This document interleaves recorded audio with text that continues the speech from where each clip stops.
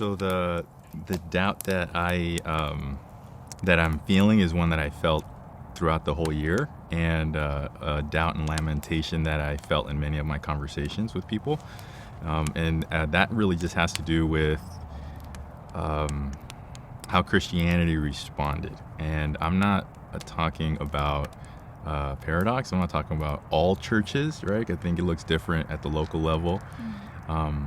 But what had the loudest voice, what had the biggest platform and visual, I had some serious doubts and frustrations with the message that was sent and the opportunities that were missed this past year. I think it just begins with, we all made sacrifices, or not all of us, but a lot of us did. We wanted to gather, right? Like, we did feel lonely, and but we made those sacrifices because we felt it was the right thing to do. We felt that it was a compassionate thing to do, not just for the people who would gather with us, but for the people who don't gather with us. Because what we experienced this past year was, just because I'm okay with the risk I take in my personal life, it's still going to affect you. And there's just so many layers of meaning with that. And this past year revealed leadership in different organizations, friendships, relationships, and what did it reveal to the community this past year? I felt it with the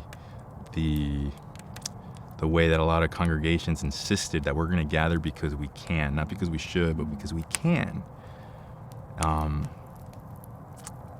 To approach it as if they were the victim of not being able to gather, rather than trying to not gather to protect people who are vulnerable. And, putting a lot of vulnerable populations at risk who wouldn't have the same access to that maybe some of these churches would have if they did get sick. And this past year also, there was like this national reckoning with racism, and people meeting, yes, outdoors publicly, but I'm thinking specifically where George Floyd died.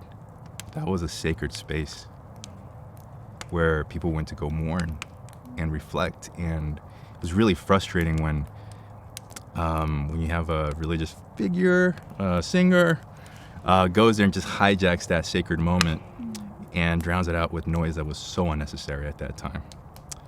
And